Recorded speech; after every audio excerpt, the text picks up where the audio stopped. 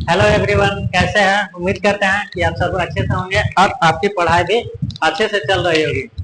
तो चलिए, पिछले जो वीडियो था उसमें तीसरा चैप्टर खत्म हो चुका था और आज लगभग लगभग खत्म हो गया था। थोड़ा बहुत होगा क्वेश्चन बचा हुआ, तो फिर से एक बार बता देंगे। तीसरा चौथा खत्म हो जाएगा, चौथा खत्म करके। तो चलिए आज चौथा चैप्टर स्टार्ट करते हैं, जिसका नाम है द्विघात समीकरण। चौथा चैप्टर का नाम है द्विघात समीकरण। द्विघात समीकरण, quadratic equation, QUADRATIC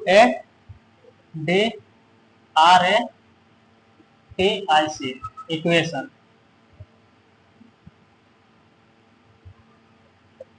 quadratic equation, द्विघात समीकरण।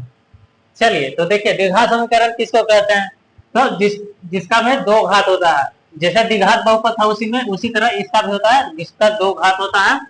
तो चलिए इसको डिफाइंड ऐसे करते हैं। इसका जो रूप होता है द्विघात समीकरण, a x square plus b x plus c equal to 0, जहां ए नॉट इक्वल टू 0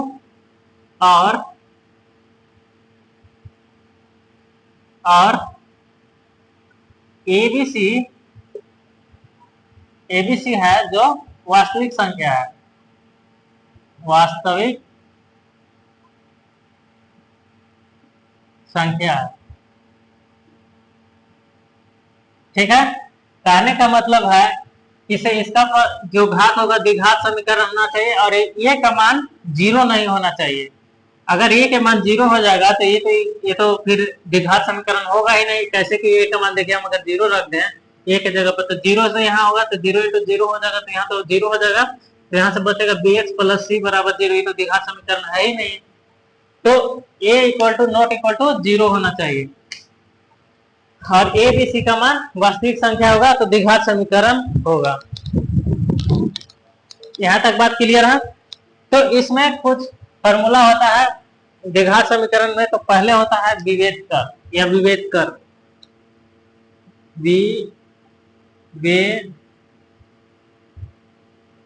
विभेद कर, या इसको बोलते हैं विवेचक। ये होता है डी बराबर डी स्क्वायर माइनस 4AC, विवेचकर या विवेचक। और विविधकर होता है शायद, सॉरी। और यहाँ ये हो गया। अब फिर देखिए विवेचकर निकल गया और इसमें मूल दत्त समीकरण का मूल होता है दत्त समीकरण का मूल।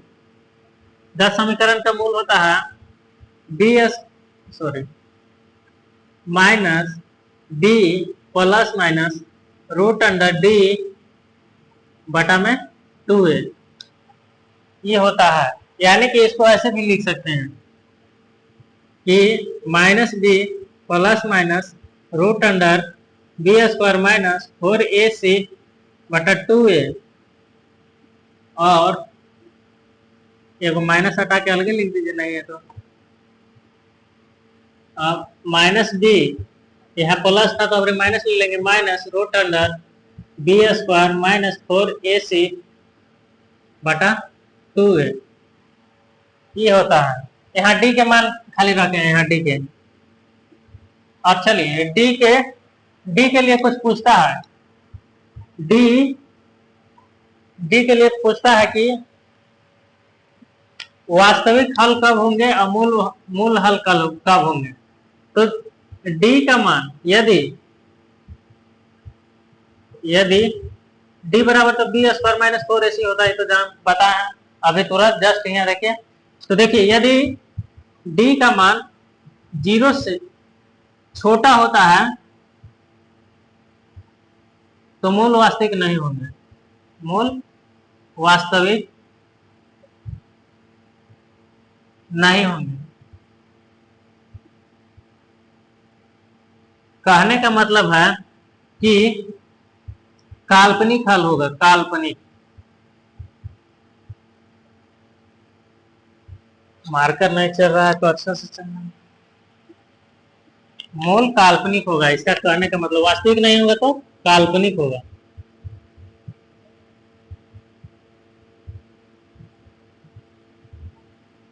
वास्तविक नहीं होगा तो मतलब काल्पनिक होगा, ठीक। और डी बराबर यदि 0 होता है तो मूल वास्तविक और समान होंगे।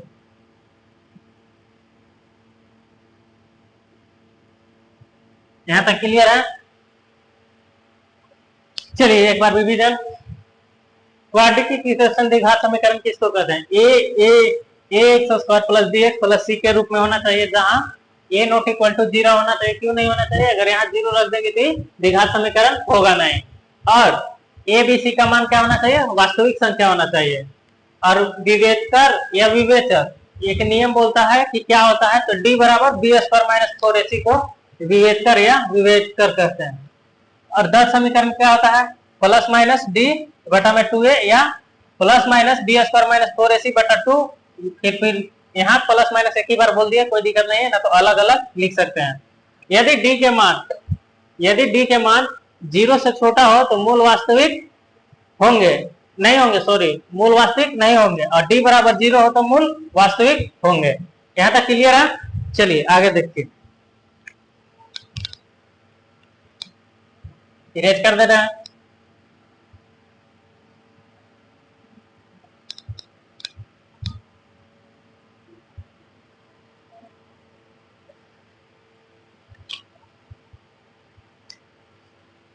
हाँ, एक इसमें अगर मान लीजिए कि 2x square plus 3t square plus 4 बराबर 0, तो क्या ये द्विघात समीकरण होगा? नहीं होगा, क्योंकि इसमें x है में t है, अलग अलग आ गया तो नहीं होगा।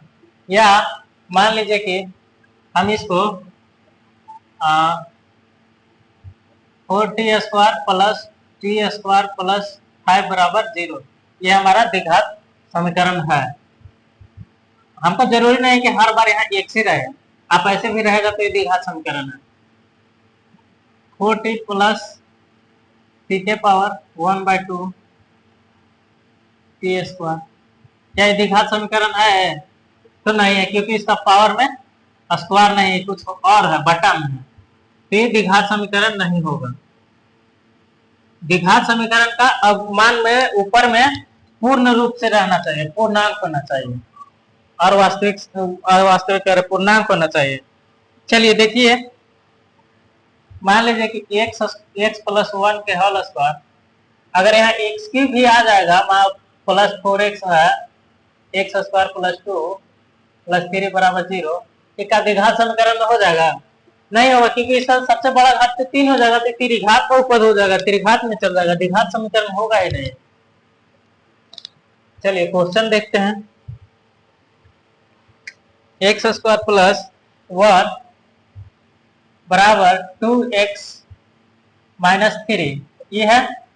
अब इसको जांच करना है कि द्विघात समीकरण है या नहीं। द्विघात समीकरण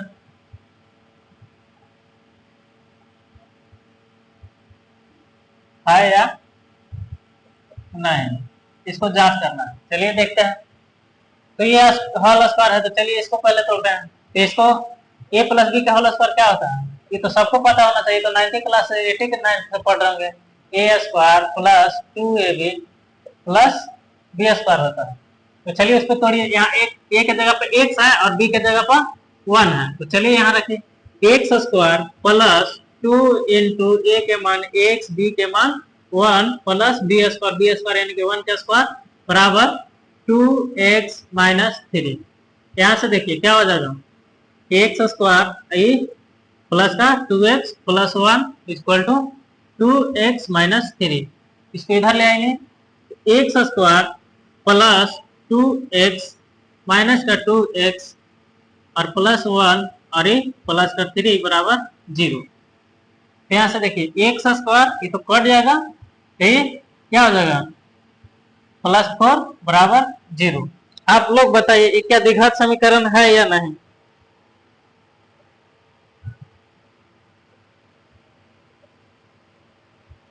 ये द्विघात समीकरण है या नहीं, ये बताइए।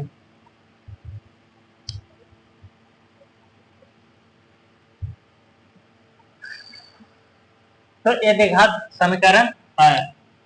कारण इसका क्या है, इसको हम देखिए ऐसे भी लिख सकते, x square plus 0 into x plus 4 equal to 0। तो द्विघात समीकरण के रूप में है ही है, देखिए। और नहीं है, यही लिख देते, x square plus b x equal to c equal to 0 होना चाहिए। ये हमारा द्विघात समीकरण का मूल रूप है। तो देखिए क्या ये वाला है कि नहीं है, ये द्विघात समीकरण है। और इसमें भी यहाँ a बराबर a नॉट इक्वल टू 0 है और abc वास्तविक संख्या है, यही देखना है। ये तो हो गया क्लियर। चलिए अगला देखिए, अगला है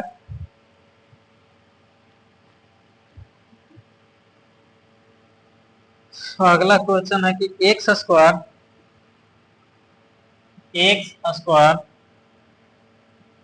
plus 2x minus 6 root under x plus 5 बराबर 0। ये क्या है, ये तो आप लोग ऐसे ही बता दीजिएगा। देखिए इसको अगर हम लिखना चाहेंगे तो ऐसे लिखेंगे, x square plus 2x minus 6, इसको क्या लिखेंगे, x के पावर 1/2 और प्लस 5 बराबर 0। यहाँ तो x का मान अभी तुरंत बताए थे, अभी जस्ट तुरंत बताए कि t के पावर 1/2 t हम लिए थे, तो यहाँ x था। यहाँ देखिए क्या ये है, संभव ही नहीं है, क्योंकि इसका घात में ऋणात्मक है, हमको ऋणात्मक घात नहीं चाहिए। तो ये बहुपद द्विघात समीकरण नहीं है। कारण इसका क्या है कि x का घात ऋणात्मक पूर्णांक है।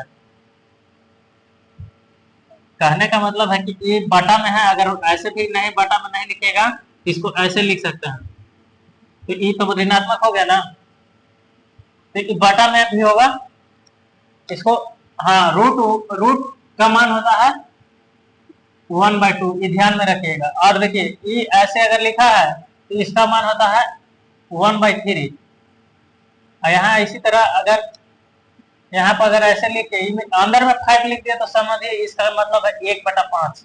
मान लीजिए कि यहाँ a है तो a के पावर है, और यहाँ मान लीजिए कि b है तो b के पावर 1/3 होना चाहिए। और यहाँ कुछ मान लीजिए a था तो a के पावर 1/2 होना चाहिए। इसका मतलब 1/5 होता है, यहाँ लिखा जितना रहेगा उतना। ये तो द्विघात बहुपद नहीं है, द्विघात बहुपद कह रहे हैं, द्विघात बहुपद भी पता है, और यहाँ भी समीकरण भी वही चीज कह रहा है।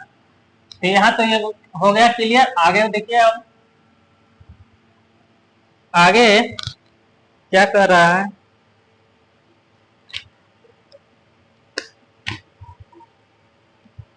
हाँ जांच ही करना है। तो जांच आप लोग के लिए कुछ क्वेश्चन लिख दे रहे हैं, कर लीजिएगा आप लोग होमवर्क से। एक्स है 2x प्लस 3 बराबर एक्स स्क्वायर प्लस 1। हाँ, यदि मान लीजिए कि एक्स स्क्वायर, मान लीजिए कि 4x प्लस 3 बराबर में इधर एक्स स्क्वायर प्लस 2 आ गया, तो ये नहीं होगा, क्योंकि आप इसको इधर लाइएगा तो ये तो एक्स स्क्वायर तो घट जाएगा और बचेगा 4x plus 3 plus 2, sorry minus का 2 इधर आएगा तो बराबर 0। ये तो घट खत्म हो जाएगा, तो यहाँ से 4x प्लस 3 प्लस का 1 बराबर 0 आ जाएगा। तो यहाँ तो एक्स स्क्वायर ही नहीं है, तो क्या द्विघात समीकरण नहीं हुआ। उसी तरह जांच करना है। चलिए एक हो गया ये, और आगे लिखिएगा, अगला लिखिए x cube minus 4x square plus 1 बराबर x माइनस 2 का क्यूब। आगे लिखिए एक्स स्क्वायर माइनस 2x बराबर -2 इंटू 3 माइनस एक्स। ये सब बना लीजिएगा, चेक कर लीजिएगा द्विघात समीकरण है या नहीं, है या नहीं चेक करना है, तो चेक कर लीजिएगा। 3 को क्वेश्चन है, 1 2 3 क्लियर है, ये वाला देखिएगा अपने से। उसी तरह आगे अब क्या ज्ञात करना है से देखते हैं।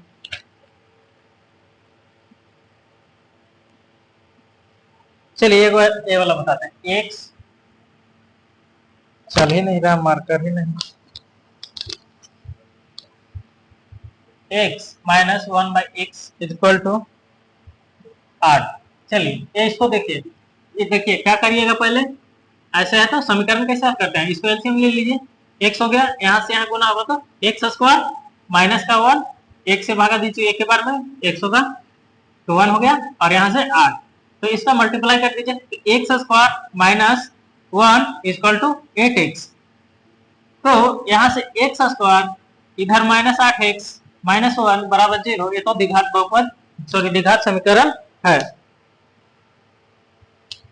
उसी तरह x square plus 1/x plus sorry बराबर 5 है, ये तो ये देखिए ये तो नहीं होगा, देखिए कैसे नहीं होगा, x के पावर एलसीएम ले जाए तो क्यूब हो जाएगा और प्लस का 1 और ये बटा में x बराबर 5, तो यहाँ से x क्यूब प्लस 1 बटा सॉरी बराबर 5x, यहाँ से तो ये ऐसे पता चल रहा है कि पावर 3 हो गया, तो ये द्विघात बहुपद द्विघात समीकरण नहीं है।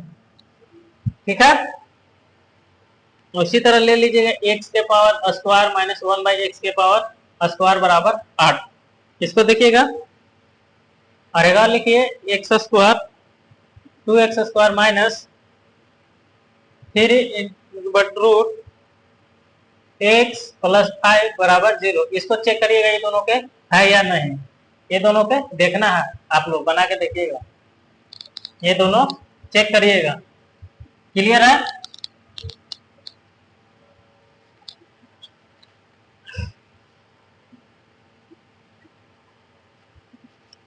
चलिए एक लैंग्वेज वाला क्वेश्चन बताते हैं। दो क्रमागत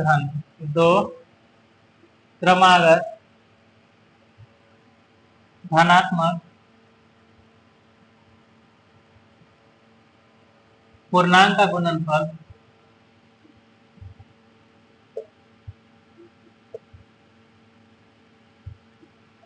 पूर्णांक का गुणनफल 306 है। इस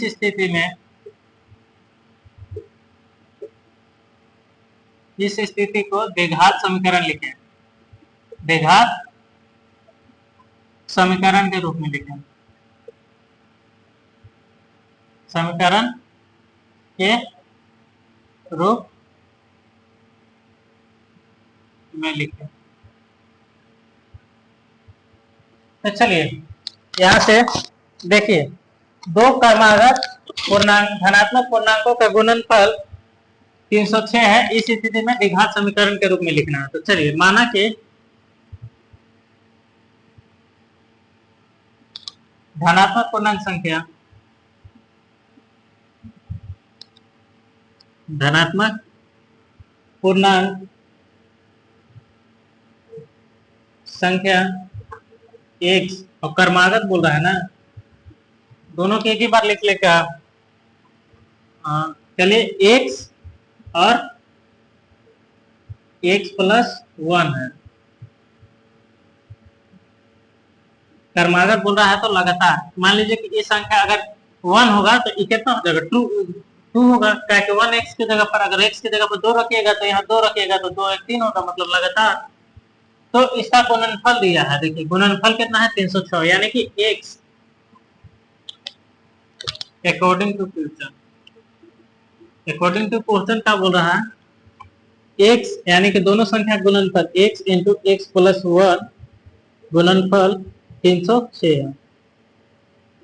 तो यहाँ से x square plus x equal to 306 हो गया, ये तो द्विघात समीकरण में हो गया, नहीं तो ऐसे भी लिख सकते x square plus x minus का 360 लिखा गया, सॉरी 306 बराबर 0, ये हमारा द्विघात समीकरण के रूप में प्रकट हो गया। बस उसी तरह लंबाई चौड़ाई करके दिया है कि आयताकार है कि आयताकार भूखंड है, इसका लंबाई कितना दिया है, लंबाई चौड़ाई की दुगनी से एक अधिक है, लंबाई है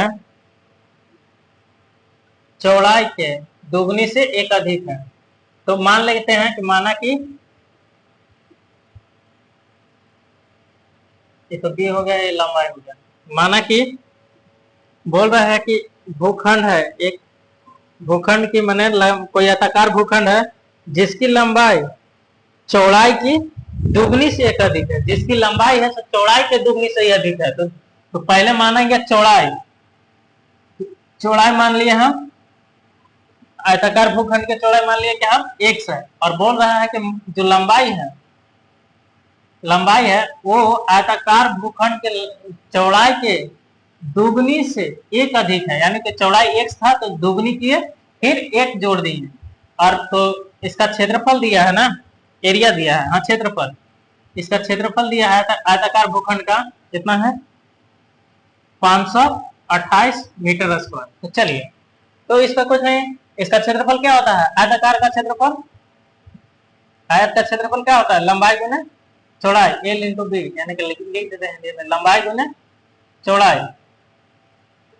तो लंबाई कितना है 2x और क्षेत्रफल हो जाएगा कितना, आप भी लिख देंगे, लंबाई कितना है 2x प्लस 1 इंटू x और इसका क्षेत्रफल 528 बराबर में। तो देखिए यहां से क्या हो जाएगा 2x स्क्वायर प्लस का x माइनस 528 इक्वल टू 0, ये हमारा द्विघात समीकरण निकल गया। उसी तरह हिंदी लैंग्वेज रहेगा उससे कोई मतलब नहीं है। यहाँ तक उम्मीद करते हैं कि आप लोग समझ गए होंगे। थोड़ा सा अब इंक डाल लेते हैं। तो चलिए यहाँ तक तो क्लियर हो गए होंगे।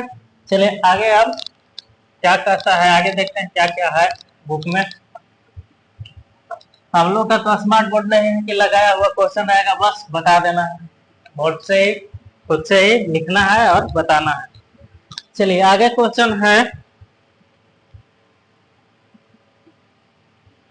आगे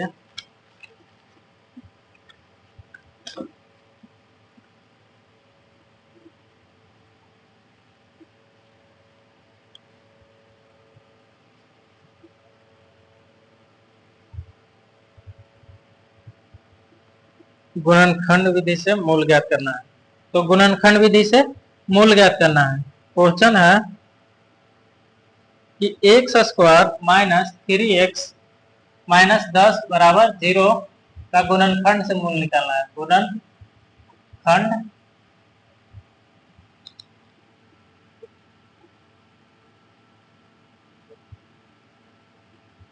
गुणनखंड विधि से मूल ज्ञात करना है। एक होता है पूर्ण वर्ग विधि से निकालना, वो भी बताएंगे, और एक जो नहीं निकलेगा उससे भी बताएंगे अभी।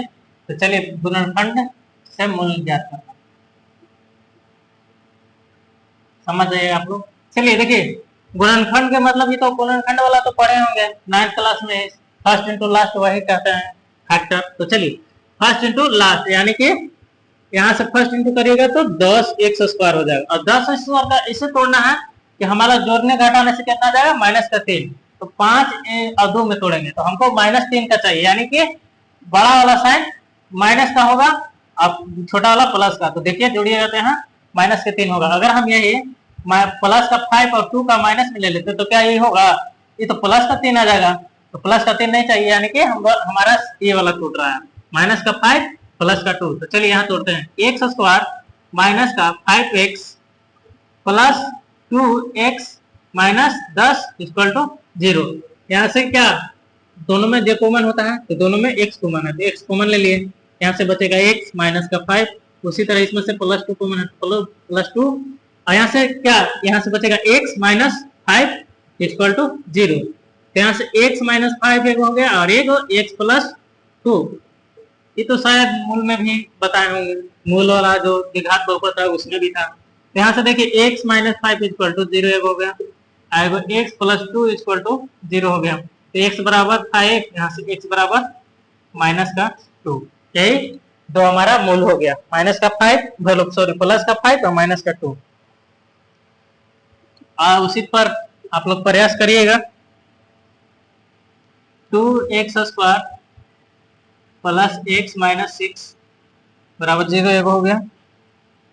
हाँ देखिए √2 प्लस 7x प्लस 5 √2 बराबर 0।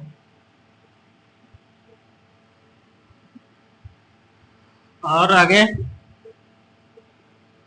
100x² माइनस 20x प्लस 1 बराबर 0, 2x² माइनस x प्लस 1/8 बराबर 0। इसको कुछ नहीं है, ये टूट जाएगा। 100 से गुना करिएगा तो 100 को तोड़ना है तो 20 आना चाहिए। 20 कितना में होगा?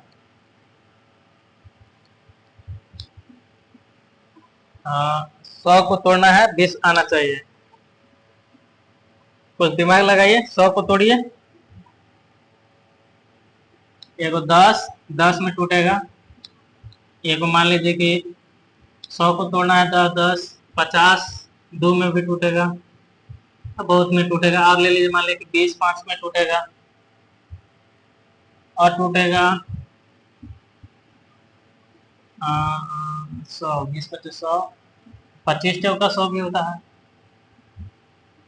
25 × 4। तो मेन हम लोग क्या है, 20 आना है। तो 20 को क्या में देखिए ये वाला आ रहा है, तो दोनों को माइनस माइनस कर देंगे तो हो जाएगा। बस 10 10 में टूट जाएगा, 10 10 20 हो जाएगा। उसी तरह यहाँ फर्स्ट इंटू लास्ट करिएगा तो इसको कितना में तोड़िएगा? देखिए फर्स्ट इंटू लास्ट करिएगा तो कितना आ जाएगा? 5 दूना का 10 आ जाएगा। तो 10 तो आसान है, 5 और 2 में तोड़ लीजिए।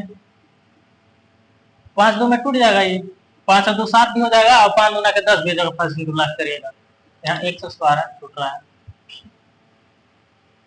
क्लियर यहाँ तक? गुणनखंड निकाल लीजिएगा। और ये वाला देखिए ये नहीं है तो आपको ऐसा नहीं है तो आप ऐसे करिए, सब में 8 से मल्टीप्लाई कर दीजिए। तो इसको क्या हो जाएगा? 16x² हो जाएगा, माइनस का 8x हो जाएगा, और प्लस का 1 बराबर का 0। अब तोड़ लीजिएगा, अब टूट जाएगा ना। इसका है ये वाला यहाँ से। चलिए आगे अब देखते हैं क्या है। ये तो हो गया गुणनखंड से मूल ज्ञात करना, समझ गए? बहुत पीछे क्वेश्चन बनाएंगे इस पे। आगे है, आगे क्या बोल रहा है?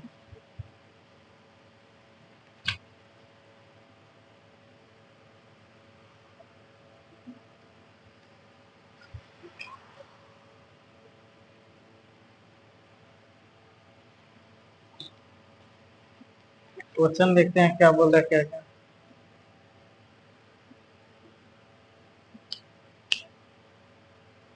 यदि बोल देगा कि x बराबर 1 और x बराबर 3 समीकरण x² माइनस 5x प्लस 4 बराबर 0 के हल है या नहीं? हल है या नहीं? है या नहीं?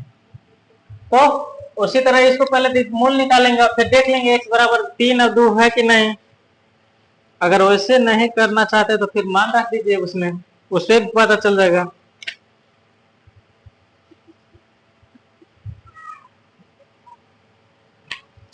हाँ, आप अगर वैसे नहीं करना चाहते, इसको तोड़ के नहीं बनना चाहते हैं तो शॉर्ट विधि है कि बस कुछ नहीं, x बराबर 1 इसमें पुट करिए। अगर होगा मूल तो 0 हो जाएगा। तो चलिए बता देते हैं। अगर x बराबर 1 रखिएगा तो 1 का स्क्वायर माइनस 5 × 1 और प्लस का 4 बराबर 0। यहाँ से 1 और ये देखिए माइनस का 5 और प्लस का 4 बराबर 0, 0 बराबर 0, यानी कि LHS बराबर RHS। तो ये तो हल है इसका, x बराबर 1। उसी तरह 3 के रखिए तो 3 तरीका 9 हो जाएगा, माइनस 5 × 3 प्लस का 4 बराबर 0, तो 15 हो जाएगा, और 9 4 13 होगा। ये तो हल नहीं है, x बराबर 3 हल नहीं है, और वो हल है। x बराबर 1 हल है, x बराबर 3 हल नहीं है इसका द्विघात समीकरण का। क्लियर है यहाँ तक? आप लोग बनाइएगा, जो भी बुक से बना रहे हैं प्रैक्टिस करिए। और नहीं बनेगा कोई भी क्वेश्चन किसी भी बुक से कहीं से भी फंस रहा है तो आप इस नंबर पर 62 035 66 958 पर आप कभी भी भेज सकते हैं। तो फिक्र व्हाट्सएप पे हो या कॉल भी करके आप लोग चाहते हैं तो हो सकता है। तो अब चलिए एक रह गया द्विघात पूर्ण वर्ग विधि से। पूर्ण वर्ग विधि कल बता देंगे। पूर्ण वर्ग विधि से हल करना रहता है। आप लोग अगर जितना बताए उतना क्लियर करिएगा। फिर बताए थे एक दो क्वेश्चन इस पे भी बता दे रहे हैं। क्या बोल रहे थे, विवेचक पर मान लीजिए कि x square plus 4x plus का 3 बराबर 0, इसका पूछा है विवेचकर यानी कि डी बराबर हुआ, तो क्या बताते हैं बी स्क्वायर, डी बराबर क्या होता है बी स्क्वायर माइनस 4ac। तो यहाँ से डी का मान 4 का स्क्वायर माइनस 4 इंटू ए का मान 1 और सी का मान 3, क्या होता है समीकरण a x square plus b x plus c equal to 0। बस उसी पर मान बैठाइए, यहाँ निकाल दीजिए। देखिए यहाँ से 16 माइनस 4 इंटू 3 यानी कि 4 12, तो 16 माइनस 12 यानी कि 4। आंसर डी हमारा 4 हो गया, हम लोग का 4।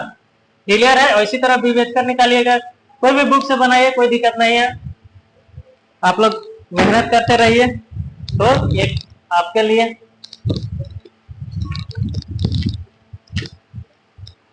हार मत मानो हालात जिंदगी से, हार मत मानो हालात और जिंदगी से की यकीन कहानी है।